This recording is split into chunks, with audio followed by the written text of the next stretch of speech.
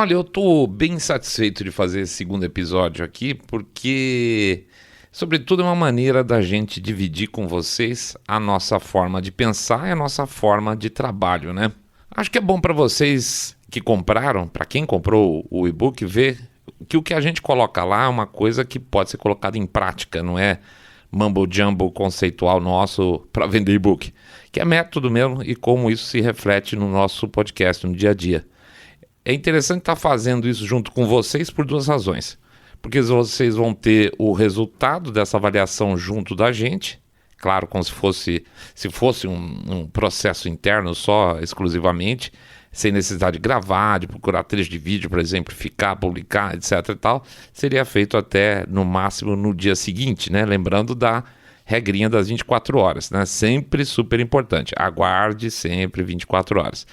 Mas até para debate, seu Saindo da Bolha, até para debate, porque nunca se sabe o que pode explodir no caminho, no dia seguinte, logo depois, né? Então é sempre melhor aguardar um tequinho. Veja, eu estou partindo do princípio de que vocês, como nós, não estão querendo analisar o debate só por algum tipo de curiosidade mórbida, tá? Mas para coletar o máximo de informações para ficar de olho nos próximos passos desses caras todos, para vocês poderem fazer suas bolas de cristal lá na frente, se prepararem para informações que poderão certamente aí gerar algumas novidades, algumas surpresas. É quase como se saber quem foi melhor, quem foi o mais bem colocado nesse debate, quase como se fosse um subproduto, tá? É legal ter para vocês esse dado, mas tudo o que a gente está passando junto, na verdade, é uma montoeira de informações que passaram na frente de todos nós, na nossa frente, muito rapidamente, que muito provavelmente também a gente ia desperdiçar a maior parte. Porque durante o processo de debate existe uma ansiedade nossa também de quem está assistindo. Mas de qualquer forma é uma baita mina de informações esse troço. Quando a gente para pensar direitinho, tá? É mais do que ganhou, perdeu. É muita coisa que está sendo jogada aí na mesa. Então vamos lá, vamos falar desse debate, daqui a pouco a gente volta. Saindo da bolha. Menos notícia, mais informação para você.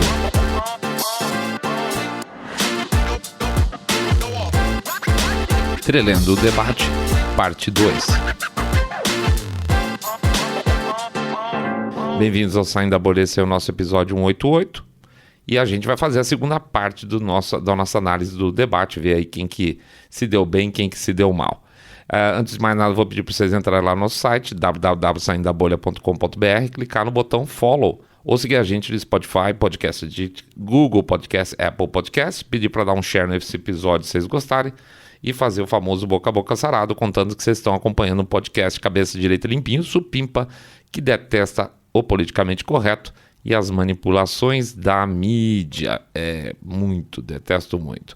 Pede também, por favor, para vocês considerarem de coração aí uma doação por meio do Pix. A gente sabe, como sempre, esses episódios que a gente usa mais vídeos de terceiro tendem a ser desmonetizados.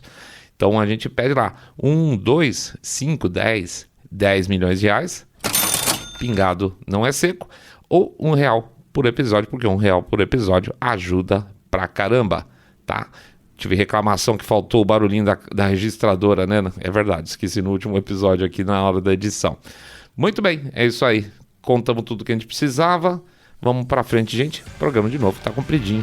Vida que segue. Vamos pra prática.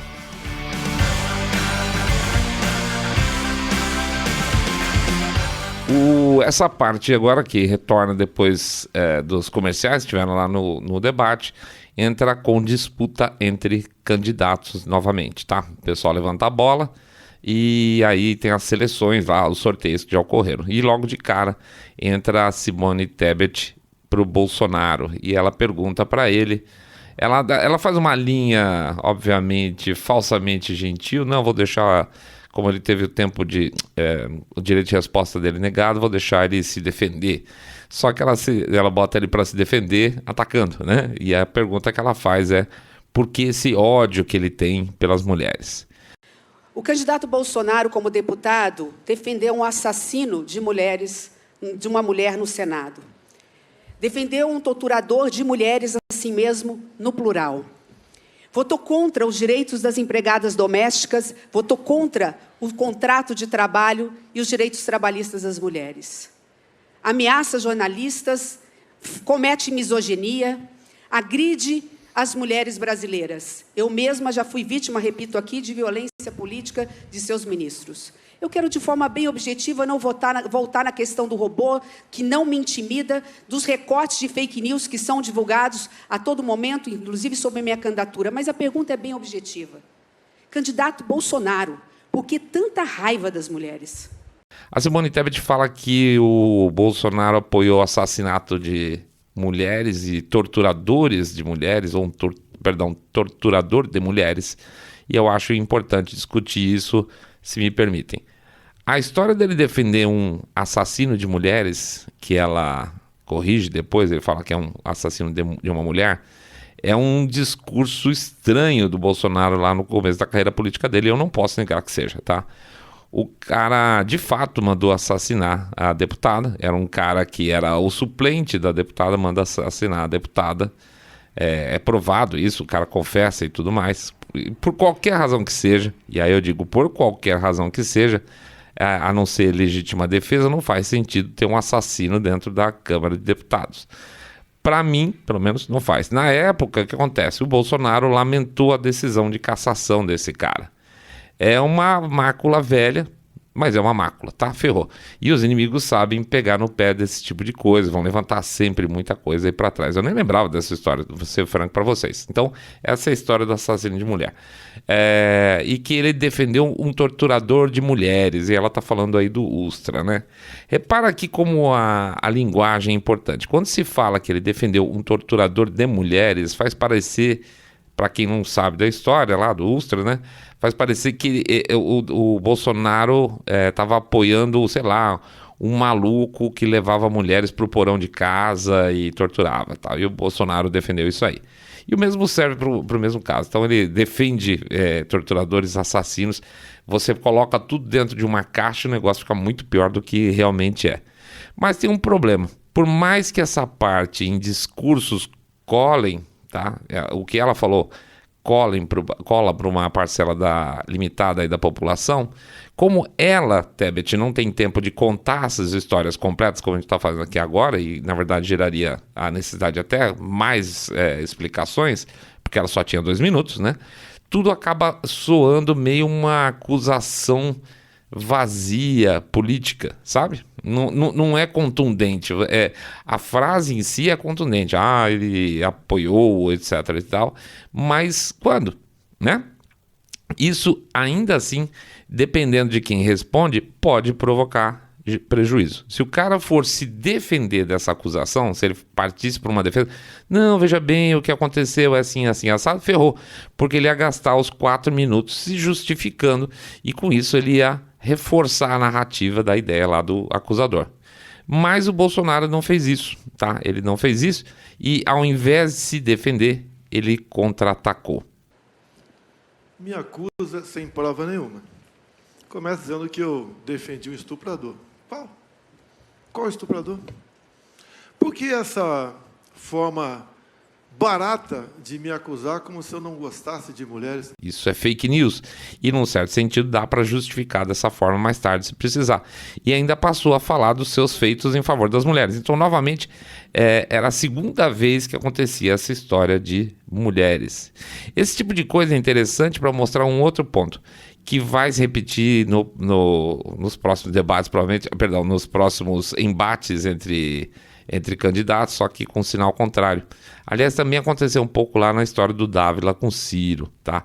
Você pega um oponente complicado, ainda que não competente, como foi o caso na Tebet, nessa história, isso pode estragar a rodada de um candidato, tá? O cara, ele tem uma previsão de aparecer, sei lá, 4, 5, 6 vezes durante o debate todo. Você pega uma situação dessa, mesmo que a Tebet não tenha sido competente para para fazer o ataque dela, estraga uma rodada. Então você fica com uma rodada a menos para vender, né? Ele vendeu lá os benefícios que ele fez para as mulheres, mas antes ele perdeu tempo tendo que dar uma esparramada aí no creme por cima do bolo para a coisa não ficar empelotada, tá? Então não foi legal, não ajuda de qualquer forma. Com isso o Bolsonaro ele perde a rodada, tá? E a gente bota aí 0 ponto para ele nessa rodada específica. E a Simone Tebet, bom, a gente quebrou muito a cabeça, mas ela conseguiu o objetivo dela. Talvez e só talvez, tá? Com acusações falsas na percepção geral de que o que muita gente pode ter pensado, né? O que essa mulher tá falando, etc e tal. Isso não é uma boa ideia também, tá? Então eu acho que foi mais prejuízo esse ataque dela do que lucro. Ela poderia ter atacado a questão, o Bolsonaro por uma questão de machismo de alguma outra forma. Na nossa opinião, ela não se deu bem nesse ataque não, tá? Então fica menos 1 ponto para ela, porque ela, para muita gente, pode ter passado realmente o que ela falou, foi fake news, beleza? Então 0 para o Bolsonaro, menos 1 ponto para ela. Aí vem a Soraya e ela chama o Lula.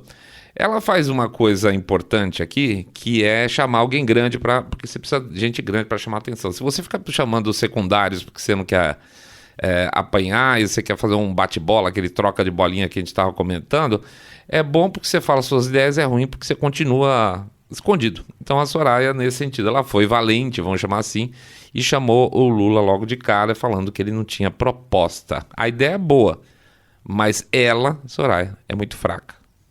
E agora volta. Volta sem proposta. Não sei o que vai fazer para acabar com a carga tributária, melhorar o poder de compra das pessoas. Gostaria de ouvir do senhor, porque não consegui entender até agora no seu plano. Lembra o caso do Dávila com o Ciro, que o Dávila praticamente deu 4 minutos para o Ciro para falar de educação e no final das contas vender 2 minutos de proposta dele? Então, não foi exatamente assim. Num certo sentido, falar que o Lula não tem proposta é uma ideia, mas dizer que ele não tem proposta para melhorar o índice de consumo da classe trabalhadora é dar para o Lula o que o Lula gosta também de fazer. Os governos do PT foram o quê? Incentivar o consumo de maneira que fosse possível para empurrar o crescimento do país em voos aí de galinha, né? Foi o que eles fizeram direto. Então, não rola fazer essa acusação porque você dá um monte de material para o cara falar. Ele vai falar de consumo o tempo todo, e sem sacanagem. Na primeira vez que nós vimos o debate, deu até para sair da frente da TV, pegar um belisco, porque era óbvio que ele ia motonivelar ela. E motonivelou sim, tá? Ela deu de presente para ele 2 pontos, e ainda passou por desinformada, tá? Ele conseguiu entortar de uma maneira que ela passou por desinformada, foi muito ruim. Então, nesse sentido específico, nesse bloco, 2 pontos para o Lula, menos 2 pontos para a Soraya. Aí o Ciro chama o Dávila e ele vai fazer o quê? Ele acaba retornando a gentileza do Dávila naquela anterior. Ele queria falar sobre renegociação lá de dívidas de crédito, e aí deixa o Dávila fazer o que ele queria. Ele queria fazer propaganda dele, deixando o Dávila à vontade. É um acordo não escrito, quando um faz isso com outros dois percebem que eles já sabem o que fazer. Não tem ninguém bobo lá, né? Deixa eu falar minhas coisas aqui, que você fala as suas. Foi melhor que a troca anterior, tá? Porque ambos falaram de coisas diferentes. Quando o assunto foi educação, a gente percebeu o que aconteceu, né? Quem saísse melhor dentro do assunto acabava ganhando uma vantagem. E o Ciro falou bem sobre educação, falou melhor que quem propôs o tema, que foi o Dávila. Nessa situação, não. O Ciro queria falar da renegociação lá dos créditos dele, e o Dávila falou o que ele queria. E ainda por cima, o que acontece? Os dois usaram o PT de escada, tá? Os dois deram muito sarrafo no PT. Esse mundo mágico do PT, 15% para algo ao redor de 52% no período do Lula e do PT. Qual foi o Brasil que o PT deixou para nós?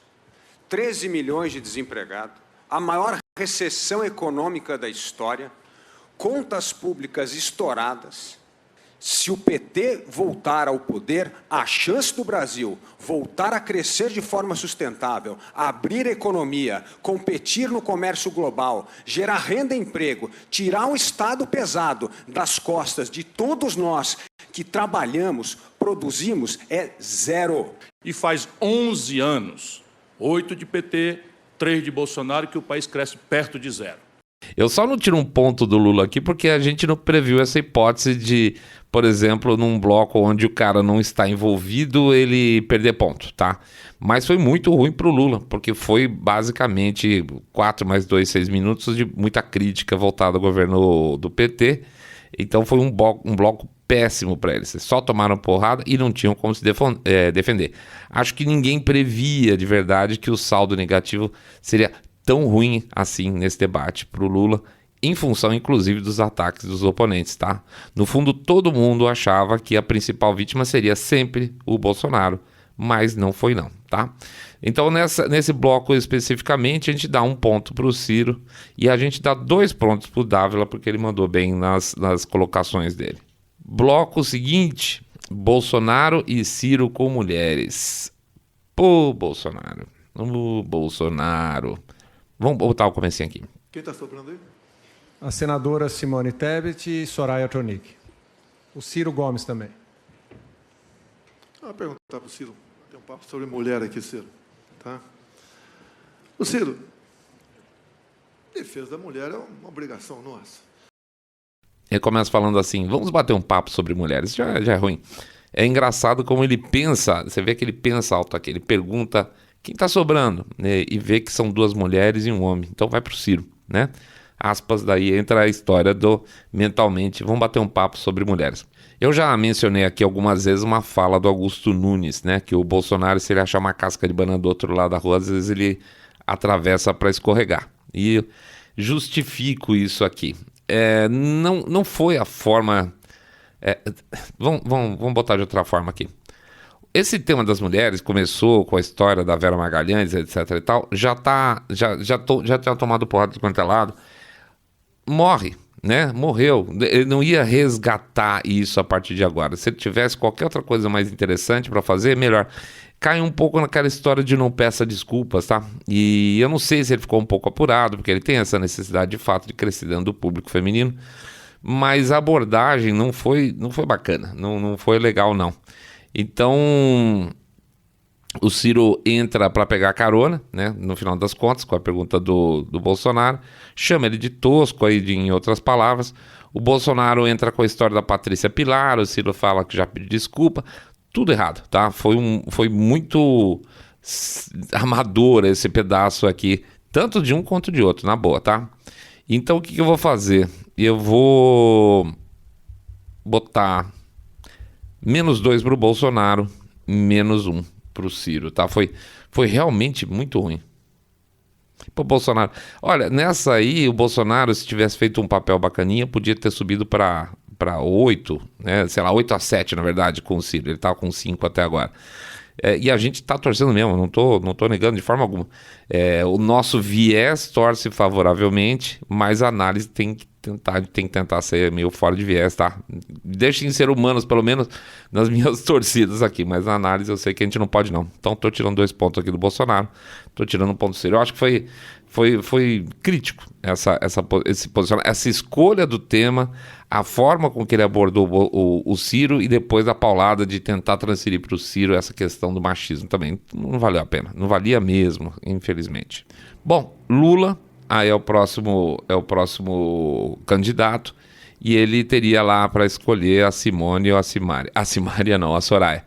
O Lula, então, tentou fazer uma dobradinha com a Simone Tebet, imaginando que ela, sendo parte da CPI do circo lá, da Covid, que ela ia nadar abraçada junto dele para tocar pau no Bolsonaro.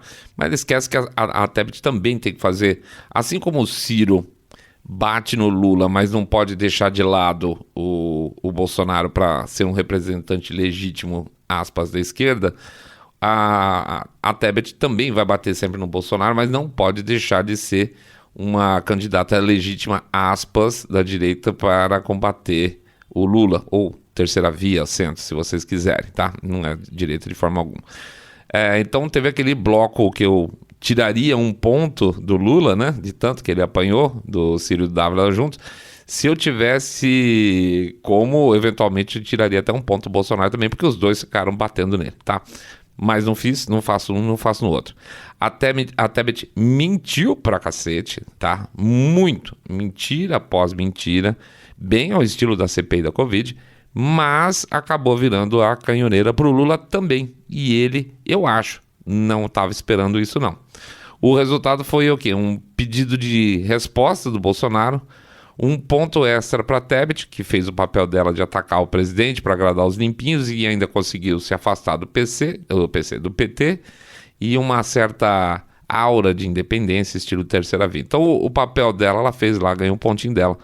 Então um ponto para ela e menos um ponto para o Lula, tá? Sabe aqueles desenhos animados que o personagem pega a garrucha, dá um tiro e estoura na cara dele? Só faltou o Lula ficar com cara de pólvora porque ele tentou contar com a Tebet e acabou tomando uma porrada no meio da fuça. E ela, lembrando, quem responde tem mais tempo, tem 4 minutos, né?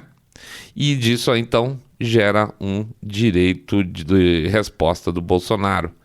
Ele limpou bem a área, tá? Mostrou indignação que tinha que mostrar e ainda ficou com a palavra final. Esse direito de resposta dele foi muito bom. Bem, do Lula, ainda bem que a natureza criou esse monstro do coronavírus. Que moral tu tem para falar de mim, o ex-presidiário? Tá? Nenhuma moral. Sigilo de 100 anos, uma lei lá do tempo da Dilma. Para as questões pessoais, meu cartão de vacina ou quem me visita no Alvorada. Nada mais além disso. Orçamento secreto, eu vetei. O parlamento derrubou o veto. É lei. O seu partido, Lula, votou para derrubar o veto no tocante ao orçamento secreto. Não tenho nada a ver com isso. E dizer a vocês também, a vacina corromper, tentou corromper, está de brincadeira, nobre senadora. Tentou corromper, cadê a corrupção? Cadê o contrato assinado? Cadê a nota? Não tem nada. Só fake news e mentira a meu respeito. Para mim, honestamente, foi muito bem usado. Foi muito bom ele ter pegado logo todos os temas que ele estava com pendência ali, responder e jogar tudo de volta como acusação. Mandou bem sim, e a gente deu 2 pontos extra para o Bolsonaro nesse direito de resposta. Na sequência, o que a gente tem? O Dávila e a Soraya falando de fundão. Olha, até então eu estava achando essa Soraya verde, imatura, inexperiente. Mas nesse momento específico, eu comecei a pensar que ela talvez seja meio burrinha mesmo, tá? Se nós não tivéssemos o fundo eleitoral para financiar a democracia, nós nunca, principalmente nós mulheres, jamais teríamos acesso à política. Porque defender fundão num debate, por mais que você considere lícito, sério. Então o Dávila entrou chutando o fundão na pergunta, e eu confesso que foi muito bem nesse bloco, um pouco afetado às vezes, mas foi mais forte dessa vez, e eu acho que talvez ele imaginasse também que ia conseguir uma dobradinha com a Soraya, né? Porque falar de fundão é super bom, né? É muito complicado imaginar alguém que defenda o fundão, e ele aí achou a Soraya para defender, cara, né? A candidata do União Brasil, que é um partido totalmente sem consistência ideológica nenhuma, né?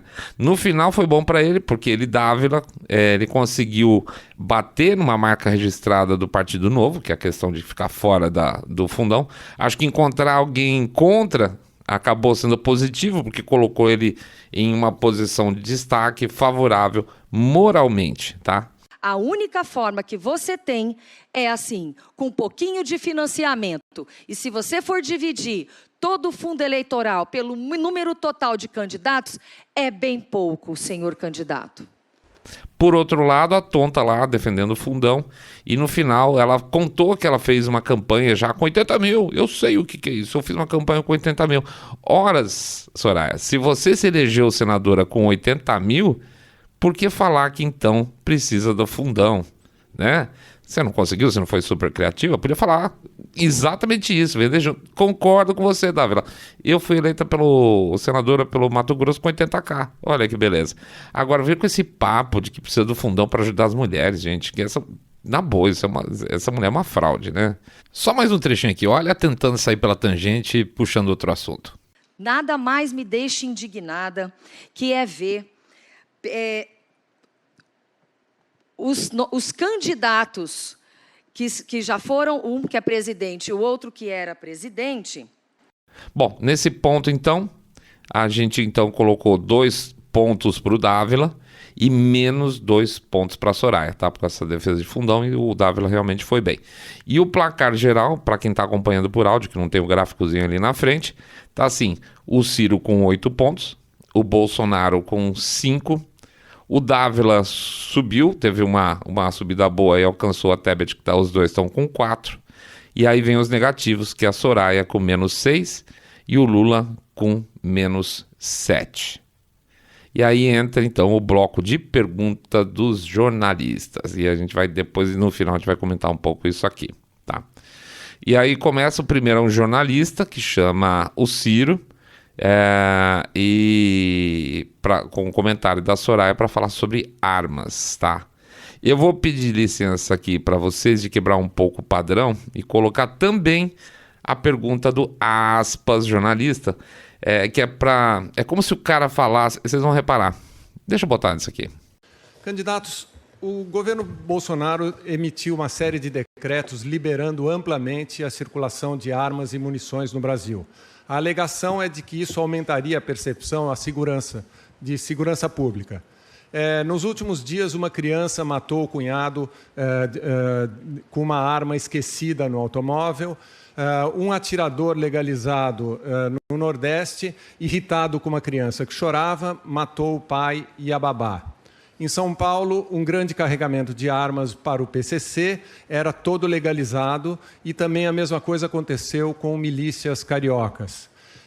Caso sejam eleitos, quais serão as suas atitudes em relação a esses decretos? Repara que é como se o cara já falasse: olha, eu vou fazer uma pergunta, mas eu já estou dando a dica da resposta certa, né? Olha, é o ridículo que esse cara se propõe a fazer uma pergunta que ele conta os casos já levando a resposta para um lado ou para o outro, tá? Então, beleza, vamos lá. O Ciro é contra, sem surpresa nenhuma, argumenta aí de acordo com a cabeça de esquerda tradicional para pegar votos do Lula, né? Ele precisa estar alinhado aí na cabeça de esquerda geral, como eles pensam, nada de excepcional, uma argumentação ok, tá? Agora olha a Soraya. Quando a gente fala em armamento, a gente tem falado muito em legítima defesa. As pessoas precisam se defender. E eu confesso, votei sim sempre a favor da defesa, da autodefesa, da possibilidade de uma pessoa ter no meio rural uma arma para se defender. E eu confesso. Ela confessa, tá? Ela confessa. Interessante, se você pegar o contexto todo da resposta dela, ela não fala de armas, tá? Ela não respondeu, ou seja, ela não tem nenhum comprometimento com o tema, seja no sentido, vai haver maior liberação ou menor liberação. Então, para quem quer se colocar como uma opção à direita do espectro eleitoral brasileiro, nem responder um tema desse já diz muita coisa, tá? Sem contar que não dá para alternar, ela fala que vai alternar mandato do diretor de PF com o presidente, né? Sendo que PF a cada 2 anos. Você não consegue alternar porque o mandato do presidente é 4 anos. Então, você teria que ser há 4 anos também, só que alternado no meio do mandato. Então, não funcionou, viu, Soraya? Sinto muito. Eu vou botar aqui o Ciro 1 ponto e Soraya menos 1 ponto, por gentileza. Aí aí vem a jornalista, entra a questão de mulheres de novo, claro, né? A jornalista fez um papelão de cobrar paridade de homens e mulheres em ministérios, sinto muito. Isso a imprensa americana faz de vez em quando, tá, gente? Ela pede para candidatos se comprometerem em debates com certas causas. Nas primárias democratas, por exemplo, todos os candidatos lá da primária se comprometeram a dar saúde para os imigrantes ilegais. E foi engraçado nesse, acho que foi o 3º debate. O Biden só levantou a mão meio que atrasado no final, assim, na época com aquela cara meio de não sei se eu devia não levantar, né, me ferrei. Depois eu descumpro, né, porque o cara tá se comprometendo ali na frente, levantando a mão, falando que sim. Mas papel de jornalista é fazer pergunta e não cobrar causa própria, né? Isso, o jornalista querendo ser agente de pauta política, mostra o quanto esse povo, na boa, quanto esse povo está cada vez mais ridículo e se achando com um poder que não tem.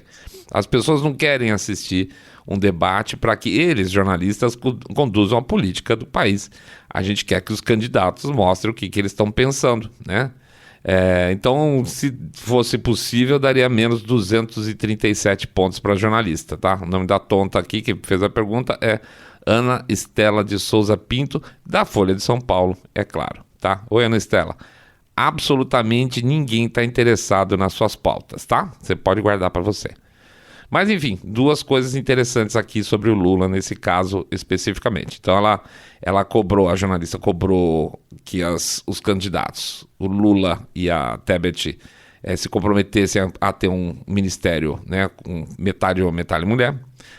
O Lula, ele não se comprometeu, veja que incrível, eu concordo com o argumento dele, tá certinho. Eu devia dar pontos para ele nesse sentido, deixar ele positivo nisso. Mas, vamos lá. Desbolhando, a gente tem que desbolhar sempre, tá? Para um lado e para o outro. Num debate que essa coisa toda ficou em chamas com o assunto de mulheres, exatamente nesse ponto, ele não dá a resposta que os progressistas querem. Foi uma coisa boa? Não foi, tá? Teve quem torcesse o nariz, talvez até preferisse que ele mentisse. Afinal de contas, já mente para tanta coisa, que custa dar mais uma mentidinha, né? Por que não mais uma? Já a Tebet até inchou para dizer que sim, vai ser um ministério com paridade de homens e mulheres e prometendo deixar os corruptos do seu partido para fora. Que é bom avisar, né? É interessante você falar assim, olha, vota em mim apesar do meu partido estar cheio de corrupto, coisa maluca, né? Então eu não sei. A Tebet quer conquistar os limpinhos, isso é bom para ela, dizer que vai fazer o meio a meio. Ajudou. 0 para o Lula, porque apesar eu pessoalmente concordar com ele, não foi exatamente a resposta progressista desejada, tá? E a Tebet, apesar de eu discordar dela, eu vou dar um pontinho para ela depois nessa situação também. Aí o que nós vemos de novo? Adivinha, mulheres, mais uma vez o tema. Repara uma coisa, a própria organização do programa fazia aquela pirotecnia mostrando os assuntos de maior interesse de acordo com o Google, certo? Pois é. Alguma vez, se vocês recuarem lá e darem uma olhada nos intervalos, vocês viram o tema feminismo, violência contra mulheres lá? Não foi. Então, apesar do trend não ser mulheres ou coisa que eu pareça, tá lá voltando toda hora. Então, assim, mostra que eles não estão interessados, a gente vai comentar, em fazer alguma coisa de acordo com o interesse do público. Então, por que entrou tantas vezes a questão, né? Mas em frente. Nesse bloco, a não muito competente Fabiola Caras e Boca Cidral, ela começa o tema com uma informação falsa de que morre uma mulher a cada 7 minutos vítima de feminicídio. Isso já foi amplamente debunkado aí nas redes sociais e em seguida, inclusive no dia seguinte, ela pediu desculpas com um tweet muito sem vergonha ou seja, a paridade entre o tempo que ela teve lá em rede nacional fazer uma informação falsa e responder com um tweetzinho mostra um pouco da importância que ela dá para passar a informação verdadeiras, né? Fazer as erratas dela. E na primeira resposta, então, vem o Dávila e segura muito bem, tá? Apesar dele falar Maria da Paz ao invés de Maria da Penha umas 2 vezes. Depois o Bolsonaro, que mostra que mulheres estão morrendo menos porque existe uma política efetiva de redução de violência, tá? Então, assim, tá lá os dois sendo questionados, né? O Bolsonaro e o Dávila, um ponto para cada um. Bom, nesse trecho super xoxo de debate, né, são 2 minutinhos com a mesma questão. Na verdade, esse trecho meio que não serve para nada, tá? E dificilmente teria debate de ideias, porque você tem 2 minutos. 2 minutos você não tem nem tempo de contrapor a outra parte. E veja, o primeiro nada fala o que quer e o segundo ele teria a opção de discordar ou falar o que ele quer.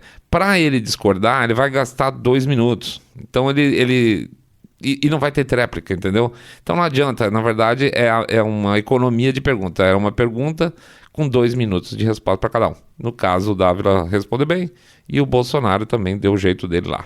Bom, com esse pontinho para cada um, ponto Bolsonaro, ponto Dávila, a gente faz um primeiro fechamento de contagem aqui novamente, só para quem está em áudio. O Ciro agora estaria com 9 pontos, o Bolsonaro em segundo com 6, depois Dávila e Tebet empatado. O Dávila se recuperou bem, né? Deu mais esquentado depois da primeira metade. Depois Soraya e Lula com menos 7. Eu estou surpreso porque eu achei que ela teria se saído melhor que o Lula, mas é aquela coisa, né? Nosso viés tende a colocar o Lula sempre mais embaixo. E, ao mesmo tempo, a mídia também nem elogiou, nem criticou a Soraya. Então, passa a sensação de que ela foi neutra, mas não, ela não foi neutra, ela foi mal para caramba, tá? E aí vem uma etapa final de 2 minutos para considerações finais de todo mundo. Aqui é o seguinte: se o cara for muito mané, ele perde ponto, porque ele tá sozinho, né?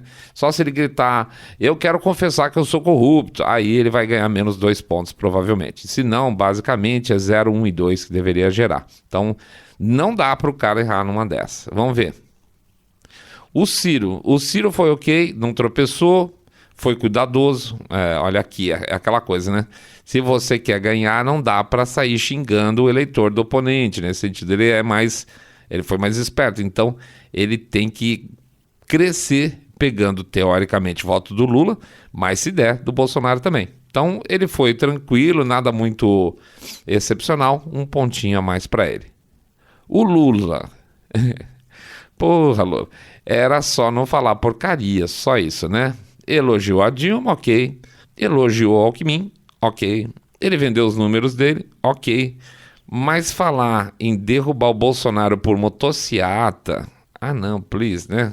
Então, comparou a pedalada com motociata. Se a Dilma caiu por pedalada, ele tinha que cair por motociata. Isso é muito ruim, na boa. Então, vou dar 0 ponto pro Lula e deixa eu explicar. Qualquer um que não seja muito petista cabeça de bagre sabe que comparar, então, pedalada com motociata é coisa de imbecil. E é também chamar o eleitor de imbecil. Então, 0 pontos para o Lula aqui.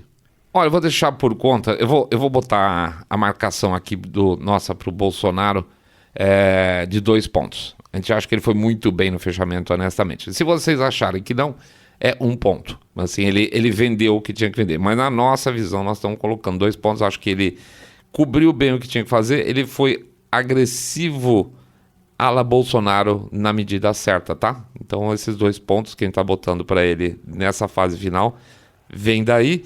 Mas lá no final, se vocês quiserem descontar um pontinho, também fiquem à vontade. A Tebet fez um discurso bem Rodrigo Paraguaçu, de político tradicional. Não sei se vale colocar aqui ou não. Não vou colocar o trecho dela não, tá? Foi bem um 2, ganhou um joinha, 1 ponto para ela também. Aí entrou um direito de resposta do Lula.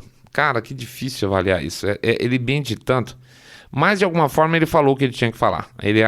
O que ele fala agrada o eleitorado dele, mas eu não acredito que sirva para enganar quem não quer ser enganado, entendeu? As coisas que ele fala funcionam bem para aquele cara que repete a enganação, mas não é uma coisa que gera interesse por pessoas que não são realmente militantes do PT. Então, assim, de verdade, eu diria 0 ponto. Ele não ganhou nada com o direito de resposta dele.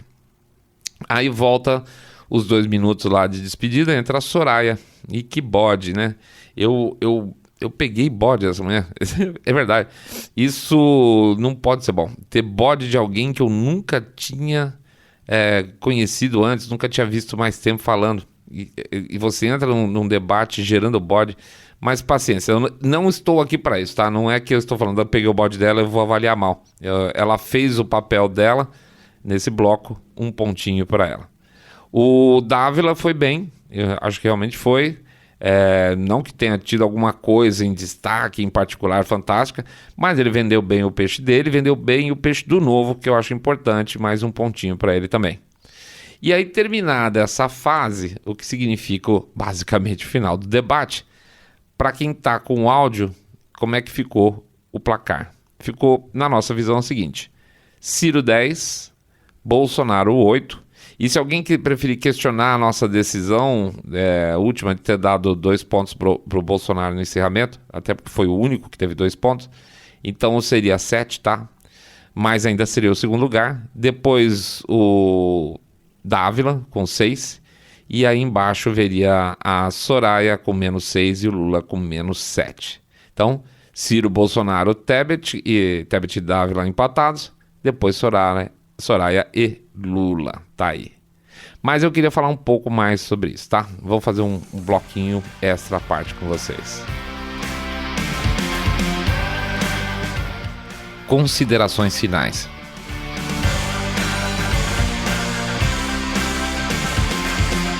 Bom, eu insisto que o bom disso tudo que a gente fez isso é que a gente, de certa forma, se surpreendeu um pouco junto aí com vocês nesse processo. Pro Mr. Way e pro Rogerão, a resposta, quem foi melhor no debate, os dois foram categóricos, que foi o Bolsonaro. Eu fiquei meio em dúvida se foi o Bolsonaro e o Ciro empatados ou o Bolsonaro. E na verdade, assim, se a gente for fazer então essa escavação arqueológica que a gente fez, detalhe, item a item, o Ciro teria sido o melhor do debate, tá? Nenhum de nós aqui na orelhada teria colocado o Ciro em destaque na frente. Outro ponto, terminando o debate, que eu tive a impressão de que o Dávila tinha ido muito mal. E realmente falei, nossa, mas o Dávila foi mal para caramba. E a percepção de que a Tebet teria ido relativamente bem, como de fato foi. Mas não, o Dávila foi, se você pegar no conjunto da obra, ele não foi ruim não, tá? Meia culpa aqui. E vamos dizer assim, engraçado, pra mim aqui, eu diria que a Tebet foi relativamente bem e a Soraya ter ido mediocremente um pouco abaixo. E na verdade, olhando assim, com cuidado, com cautela, gente, que coisa horrível foi essa mulher. Se ela tivesse ficado atrás do Lula, eu não diria que foi injustiça não, depois de rever o debate algumas vezes. O Lula sim foi mal, tá? Ele foi tão mal que a imprensa não teve como esconder. Ele não sabe mais ser questionado. Ele só sabe falar de matéria pronta para um público amigo. E eu concordo com o Zé Maria Trindade lá da PAN. Ele tá destreinado, tá? Ele não é nem a sombra de jogo de cintura, de rapidez de raciocínio, que ele já foi um dia.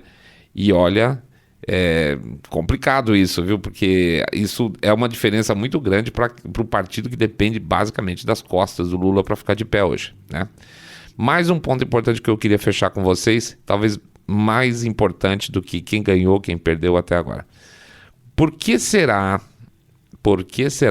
que o tema mulher entrou tantas vezes no debate?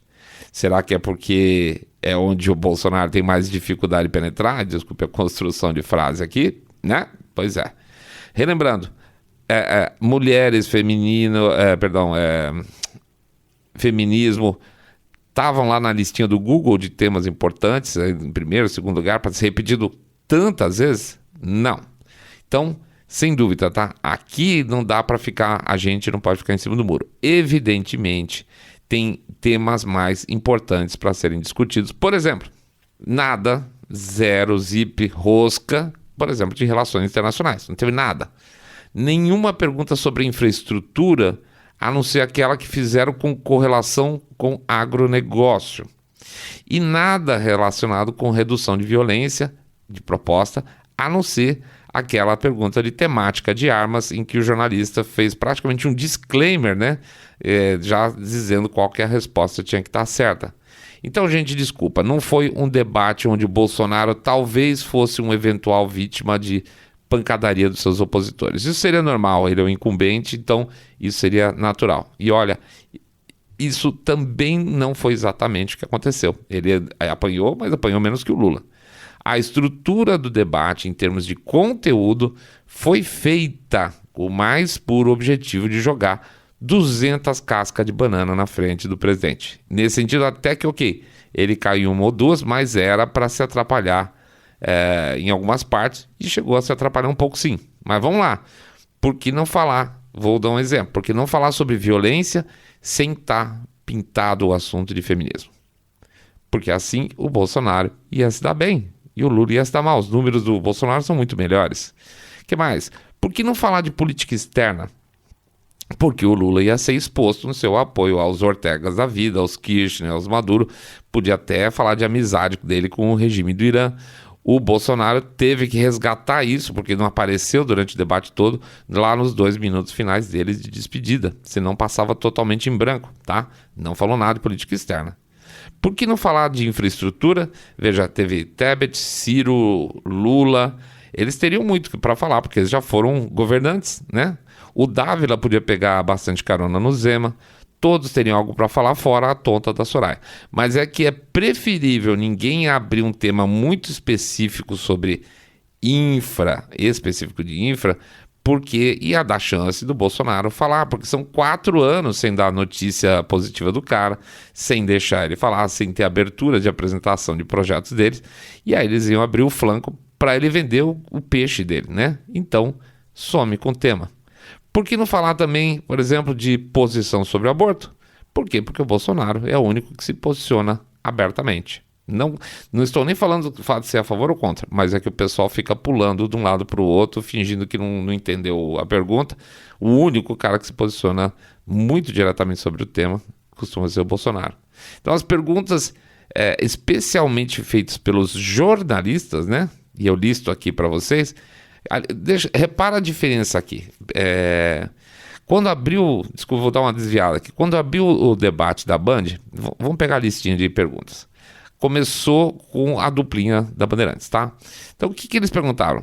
Vamos lá. Primeira pergunta, gastos versus necessidades sociais. Boa pergunta. Como é que você vai administrar a necessidade de gastar dinheiro com o que você tem?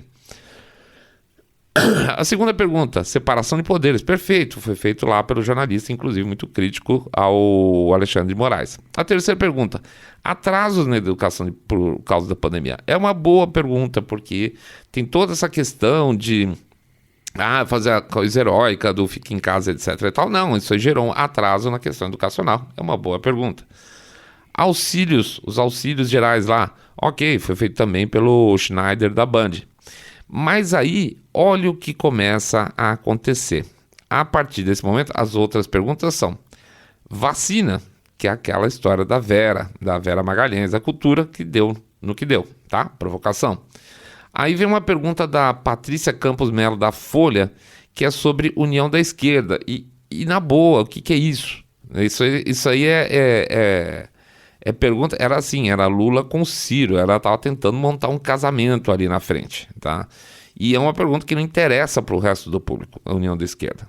Então, Patrícia Campos Melo, Folha. Aí entra a Thaís Oyama, da Folha de novo, e vai falar sobre o quê? Feminismo. Vão jogar umas cascas de banana para o Bolsonaro ou para os outros poderem falar mal dele. Aí entra um tema de religião da Mônica Bergman, amiga do Lula lá, que recebe o salário da Folha, que também para preparar o caminho para o pessoal criticar o Bolsonaro em relação à religião. E aí, repara, volta a uma pergunta da Band, Thaís Freitas, e ela pergunta o quê? Infraestrutura, alguma coisa, tá? Não tão aberto, mas pelo menos foi infraestrutura.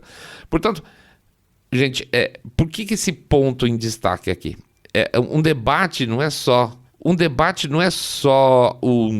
pessoas perguntando coisas um para o outro. A gente tem a tentação de achar que é só um monte de pergunta e resposta, tá? E quem foi bem e quem foi mal. Mas numa situação dessa, dá para ver claramente a construção da coisa. Como os temas não discutidos, certo? Quais foram os temas propostos por certos jornalistas, quais jornalistas propuseram esses temas, quais fizeram determinados tipos de perguntas com quais objetivos. Dá para separar claramente isso tudo, tá? E desculpa, não é jabá, tá? Que é método. Trelê é mais ou menos isso aí. O que tem por trás das coisas, aparentemente normais, tá? Eram perguntas e respostas feitas por jornalistas. Não, né? O que são as coisas aparentemente normais que a gente tende a não prestar atenção? Os tais dos insertos, palavrinhas colocadas no meio, as redefinições de coisas, né? Eu falo A, mas na verdade estou querendo dizer B. E claro, em um debate, a estrutura feita especificamente para prejudicar ou ajudar um candidato, no caso específico desse debate, evidentemente para prejudicar o presidente. Portanto, quem ficou decepcionado, que achava que o Bolsonaro arrebentou, e aqui na nossa leitura ficou que o Ciro foi melhor colocado, com alguma vantagem, não fico chateado não, tá? Porque com tanta baixaria, ele até que pontuou bem demais, tá bom? Bom, fica evidente meu próximo passo aqui, então, que é para pedir para vocês divulgarem esse episódio com muita força, pedir para conhecer o nosso e-book, o Aprenda a Treinar Notícia, em que a gente fez junto aqui, hoje, nos últimos 2 episódios, literalmente um exercício prático de aplicação. E, finalmente, tá, terminando o nosso jabazinho, por favor, considerar uma doação para o nosso Pix, que pode ser de 1, 2, 5, 10 milhões de reais, porque pingado não é seco, ou de R$1 por episódio, porque R$1 por episódio ajuda pra caramba. Pra gente não esticar mais, porque tá de novo compridinho, a gente agradece a presença de todo mundo. Por favor, comentem aí nas nossas redes, comentem no YouTube, comenta lá no Facebook, comenta no Twitter. A gente faz questão de saber o que vocês acharam desse processo aí que vocês passaram junto com a gente. Certinho? Um grande abraço para todo mundo. Vamos ver como é que a gente vai ser o próximo episódio, acho que na sexta-feira. Se a gente não tiver no bagaço total, mas em princípio sexta-feira vamos estar juntos de novo. Em breve a gente vai retornar para vocês o que vocês acharam legal, que é falar preparando aí, tá um pouco de mais trabalho porque tem bastante dado, que é sobre excedentes de mortes que estão acontecendo aí pós-Covid, atendendo ao pedido da galera, beleza? Grande abraço para todo mundo, fiquem todos muito, mas super bem. Saindo da Bolha.